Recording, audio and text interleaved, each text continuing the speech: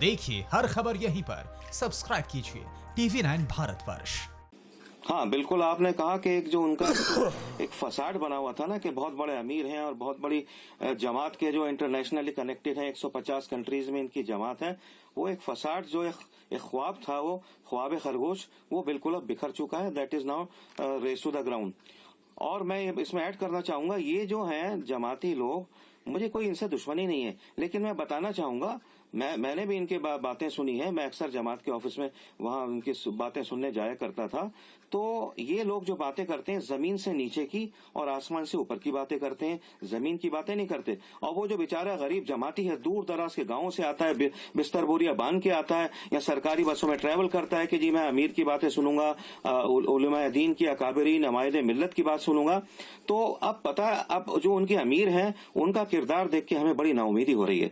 जिस तरीके से वो छुपे बैठे हैं, उनको पहले ही दिन जिस दिन वो उनको डिस्कवर किया था और रात को हो गए थे अजीत डोवाल साहब, उसी वक्त उनके अंदर जरा से भी अगर शर्म होती तो उनको बाहर आकर के डिक्लेयर कर देना चाहिए था। यही नहीं, अपने सारे जमातियों को कहते हैं कि फौरन अपने को हुकूमत के हवाले करो और पुलिस के जरिए आप अलग अलग क्वारंटीन सेंटर या हॉस्पिटल्स में जाओ। हुकूमत बावजूद इसके कि उन्होंने सब जगह इसको फैलाया और उसको मानते भी नहीं है कोविड-19 को, हुकूमत ने एक बड़ी अच्छी इनके साथ जो है बहुत अच्छा इनके साथ मेहरबानी की। वो मीडिया में नहीं है, मैं निशान साहब बताना चाहूंगा, 125 जमाती, 150 एग्जैक्टली 150 जो जमाती थे और जो कोविड-19 पॉजिटिव थे, उनका सबका इलाज सरकार ने, या आपके चैनल के थ्रू मैं दुनिया को बताना चाह रहा हूं, उनका इलाज सरकार ने all India institute of medical sciences में कराया यहाँ दिल्ली में।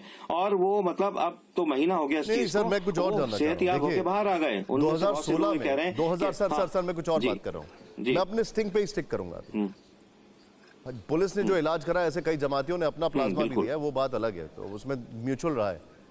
और हालांकि बाद में उन्होंने ये सब काम किया। मैं उसमें नहीं जाना चाह रहा। मेरा सवाल सुनिए, मेरी बिग पिक्चर कुछ निशान जी, एक मिनट सर, एक सेकंड, मैं आपको रोकूंगा सर, प्लीज एक मिनट फिरोजी, मैं आपको रोकूंगा। मेरी बिग पिक्चर ये है, सुबह स्टैंड बाय, मैं आपसे पूछ रहा हूँ, ये बिग पिक्चर ये है कि 2016 में हंगामा हुआ बड़ा जबरदस्त। 19 जून की बात है, 11 लोग अस्पताल गए और तबलीगी जमात का ये हंगामा था। तबलीगी जमात बंगला वाली मस्जिद निजामुद्दीन वहां पर, और भयंकर वहां पे मार पिटाई हुई, बहुत कुछ हुआ और काफी कुछ चीजें हुई। हमेशा इस आदमी के साथ लाओ लश्कर चलता है, हमेशा इस आदमी के साथ भीड़ चलती है, इसका एक रसूख चलता है। और यहां पर क्या दिखा रहे हैं हम, जरा देखें इस तरफ, ये इधर वो ये दिखा रहे हैं कि भाई साहब, उनके दामाद साहब बोल रहे हैं हाँ वो ऊपर है, और जब तक हम ऊपर पहुंचते किसी ने कहा चले जाइए, नहीं नहीं नहीं, इनको मत आने दीजिए। मतलब वो आदमी अब भाग रहा है, तो ये कैसा लीडर है? सुबुई जी इलियास साहब, एक मिनट इलियास साहब, आपका ऑडियो मैंने बंद कर रखा है। आपको पता है आप हर एक के ऊपर हंसते हो, मुझे ऐसा लग रहा है ये कपिल शर्मा का शो चल रहा है, आप अर्चना पूरन सिंह हो, हर एक के ऊपर हंसते हो, आपको किसी से आप कोई इत्तेफाक ही नहीं रखते हो, अपनी राह पकड़ के चल रहे हो एकदम। रुक जाओ सर, मैं आपका ऑडियो नहीं ऑन करूंगा, ऐसे कैसे करूंगा? आप हर एक को कुछ ना कुछ बोलते रहते हो। हाँ सुबह ही बताइए अपना। हाँ। निशांत जी, इनको दिल खोल के नेशनल टीवी पे हंस लेने दीजिए, क्योंकि लोगों की अब उल्टी गिनती हम लोगों ने गिननी स्टार्ट कर दिया है, देशवासियों ने। अब कोरोना के बाद आप देखिएगा इनका क्या हाल होने वाला है। खैर, बात रही कि जाकिर नगर में 467/10 में मौलाना शाद है कि नहीं, मैं TV9 भारतवंश को बहुत बहुत मुबारकबाद देती हूँ निशान जी कि आप लोगों ने इतना आउट ऑफ द वे जाके ये स्टिंग किया और उनके दामाद तक पहुंचे। लेकिन उनकी बातों से आई रियली डाउट कि वहां पे मौलाना शाद वाकई हैं, क्योंकि देखिए आपकी ये बात बिल्कुल सही है कि लाओ लश्कर से चलने वाले आदमी है, करोड़ों के महलों में रहने वाले आदमी है, और जाकिर नगर में मुझे नहीं लगता कि करोड़ों का कोई महल होगा।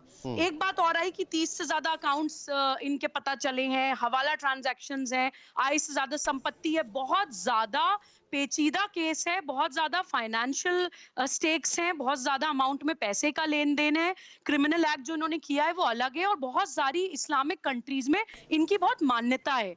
तो देखिए निशान जी, हम जब पुलिस को या सरकार पे जब हम उंगली उठाते हैं तो हमें ये भी सोचना चाहिए कि एक घर चलाना ही सोचिए कितना कठिन होता है, एक देश चलाना, वो भी कोरोना के टाइम पे जहाँ पे एक ऐसी महामारी फैली हुई है जो छूने से फैल रही है। तो उस इमरजेंसी सिचुएशन में, महामारी की सिचुएशन में आपको क्या लगता है कि जो पुलिस 18-18 घंटे 24-24 घंटे काम कर रही है, उनका और कोई काम ही नहीं है?